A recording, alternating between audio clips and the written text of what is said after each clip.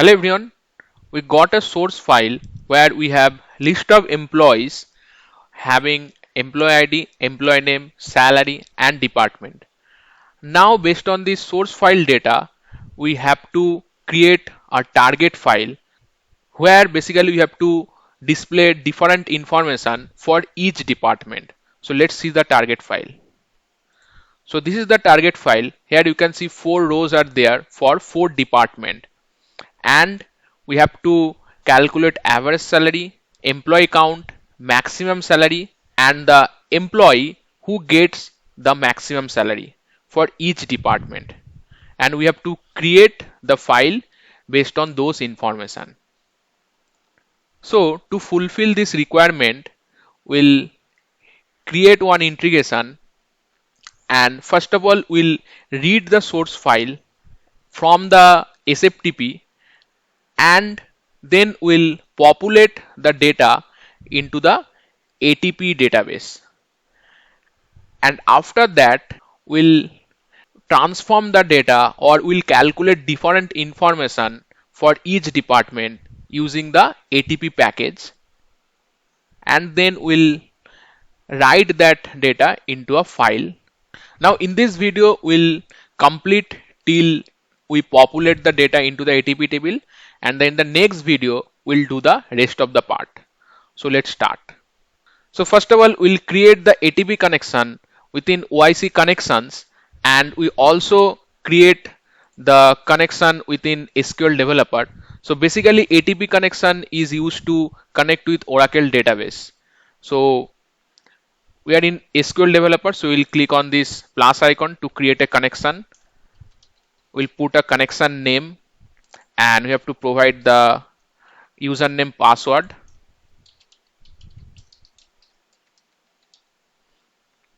and then we need the ATP wallet. So I'll choose the option as cloud wallet, and I'll click on browse. So this is our wallet, and now I'll click on test, and I'll click on connect. Now we'll create the connection under OIC connections. So I'll go to connections, and I'll click on create. I'll search for ATP. You can see Oracle ATP. I'll put the name as ATP 001, and the role I'll use invoke. Then I'll click on create. So here you have to upload the wallet,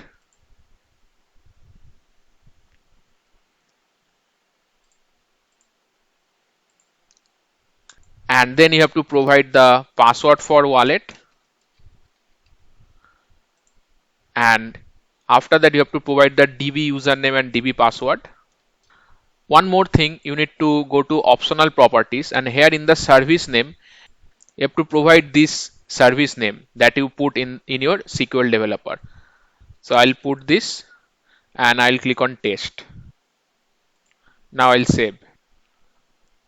So it is saved successfully. Now I'll go back. Also we need 2 more connections, FTP and REST connection, that we already created.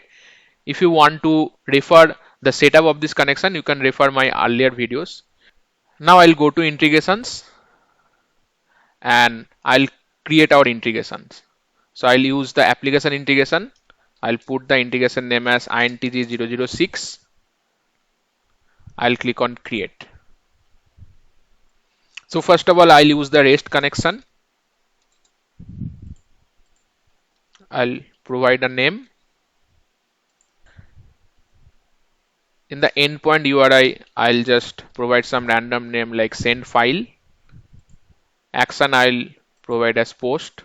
So I'll check the configure a request payload.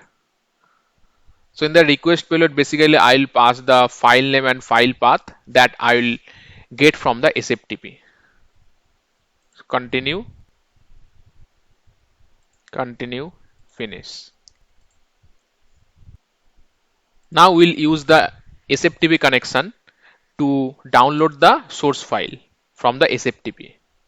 So I'll put the name as download file.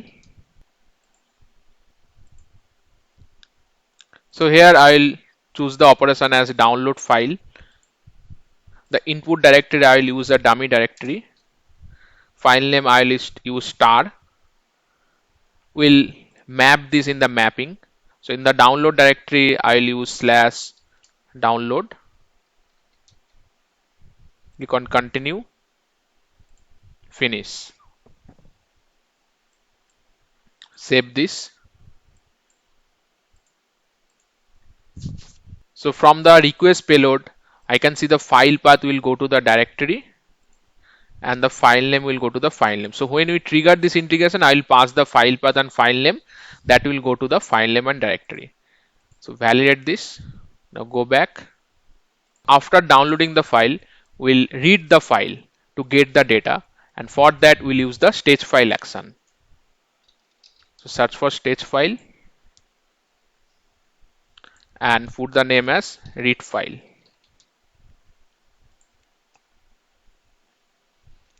So here we'll use the configure file reference and we'll get the file reference from download file. So under download file response, under ICS file, we'll get the file reference that we have downloaded. So now click on continue, continue, and here we have to provide the format of the source file. So I'll upload the source file. So this is the source file. I'll put the record name as R, record set as RS. I'll keep all the columns as mandatory. Click on continue, finish. Now we have to populate this data to one of the ATP database table. So for this, first of all, you have to create one ATP table. So we have one create table script. So we'll create this employee table where we have employee ID, employee name, salary, department, and instance ID. The instance ID will get from the integration and it will be unique for each run. So now create this employee table. So employee table is created. Now go back to the integration and now we'll use the ATP connection to populate this data to the employee table. So I'll put the name as insert ATP and here we'll choose the option as perform an operation on a table. So if you go down, you can see different options are there: insert, update, insert or update, select. So we'll choose the insert option. Then we'll search for our schema, which is admin schema, and that our table name is employee. We'll search this table. We got the employee table. We'll select and the employee table is selected now.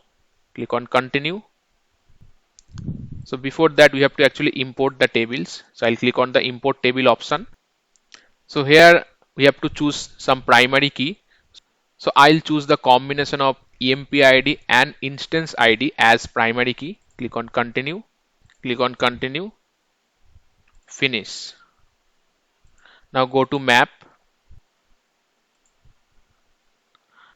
Now we'll get the employee information in the read file response. So you can see this R is repeating element and here the employee is repeating element. So we'll connect this repeating element and we'll connect the employee ID to employee ID, employee name to employee name, salary to salary, and department to department. And for the instance ID, I will go to the integration metadata. Under runtime details, we'll get the instance ID. So we'll map this to this instance ID. Now I'll validate. I'll go back, save this. Now this is done. The last thing we have to add one primary business identifier. So I'll go to request wrapper and I'll put the file name here. Save this. Now this is done. I'll go back. Now I'll activate and run this integration. First of all, activate this integration in debug mode.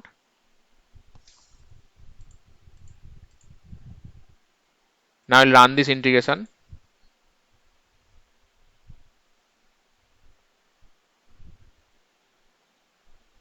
So here you can see file path and file name we have to provide. But before that, I'll go to WinSCP. So this is our source file. We'll put this source file in the folder. Now I'll copy this path and put in file path, and also copy the file name and put it under file name, and then I'll run.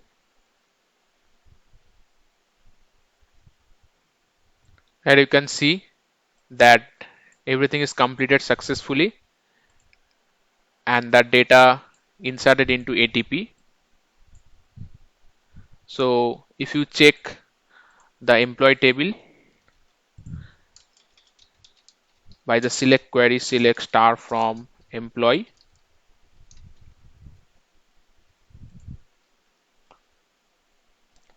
you will find that 16 rows has been inserted into the employee table with employee ID, employee name, salary, department, and instance ID. So this is the first part of this requirement. In the next video, we'll cover the second part. Now, if you like this video, hit the like button and share this video within your circle. If you have any doubt, please put that in comment section and do subscribe our channel. Thank you.